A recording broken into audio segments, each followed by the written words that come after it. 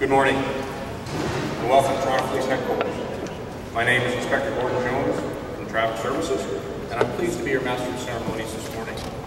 First, I would like to introduce Mr. Glen, MPP for Toronto Centre. So it's no surprise, I think, to all of us that in her role as Minister of Transport, one of her first and major initiatives is to invest in the safety of young people and to reduce some of the biggest risks that we know young people face when they get behind the wheel, and working with such great partners as MAD and the Toronto Police Service to bring forward legislation that will ensure that many more of those young people live safely and healthily to participate in all of the other opportunities that the times we live in and our rebounding economy have created.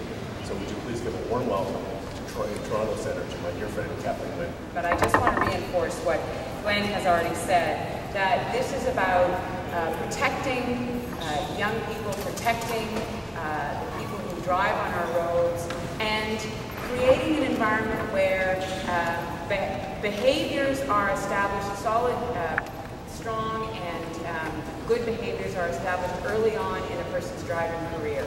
So that's really what this announcement is about. Fortunately, young people who are often most at risk if we talk about drinking and driving. Last 10 years, we lost 235 drivers under 21 years of age because of drinking and driving collisions. That's heartbreaking and it's unacceptable. So our government announced new rules for young and novice drivers under the Road Safety Act in 2009. These changes, what I'm announcing today is that the changes that were announced then will come into effect August 1st, this August 1st. As with new drivers, all young drivers 21 years of age and younger must now maintain a 0 blood alcohol concentration at all times while driving. So this has been the case for novice drivers who have their G1 or their G2, but now it's going to be the case for all drivers 21 years and younger. For those who choose to ignore the rules, you will get an immediate 24-hour license suspension at the roadside, a fine of up to $500, and a 30-day driver's license suspension. If you're a novice driver and you do this a second time, you will get a 90-day driver's license suspension. A third time, and your novice driver's license will be cancelled and you'll have to start the process again. Drink. We're also putting into place a new program of escalating sanctions for novice drivers. This means that all novice drivers will face increased penalties for any repeat violations of their graduated license conditions, such as driving with a blood alcohol count greater than 0 or with more passengers than there are available seatbelts. These increased penalties will also apply if they're convicted of any Highway Traffic Act offences that carry 4 or more demerit points. Things like excessive speeding. So if 4 or more demerit points are involved, then the sanctions are going to increase.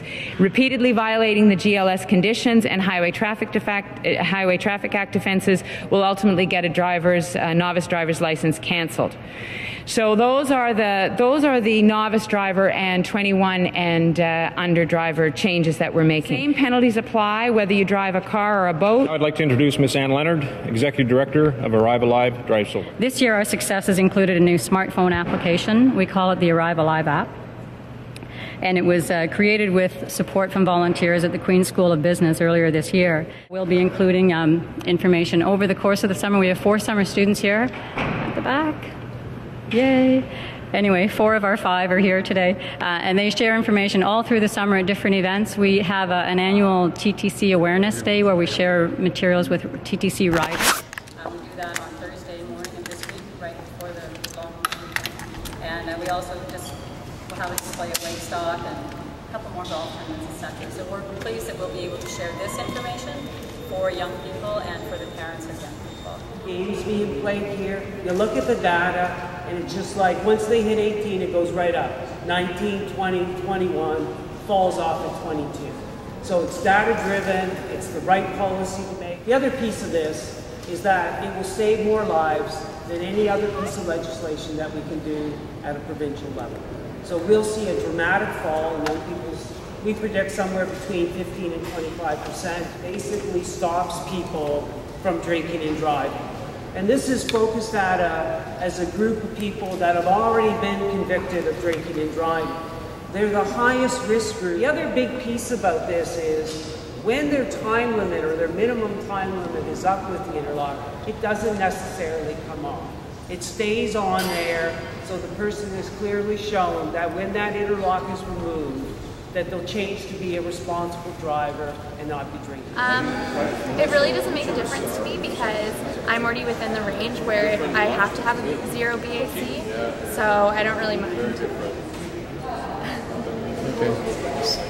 So how do you think your friends that are about to get a driver's license that are maybe 16 and going forward, people going out for a party or something like that, do you think there's going to be resistance to this law? I don't think so. I know that all my friends are pretty good about it. We always have DDs driving us if we go downtown or go out to bars or parties or whatever. So it hasn't been a problem for me, so I would say that it won't be a problem in the future. So I saw you guys at the launch for the Arrive Alive app, which I think is an amazing idea. Do you think that kids your age are going to be downloading that Arrive Alive app on their iPhones?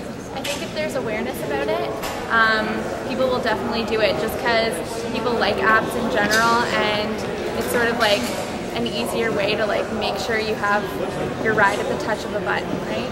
Where do you find the Arrive Alive app to download, and how much does it cost? You can find it in the App Store, and it's free. Sweet. So on Thursday, July 29th, Arrive Alive is having our annual TTC Day. We'll be at the Bloor Station where the Young Line connects to the Bloor Danforth line, handing out our information to sober driving, passports to safety, and free insurance folders to riders during the rush hours in the morning and afternoon.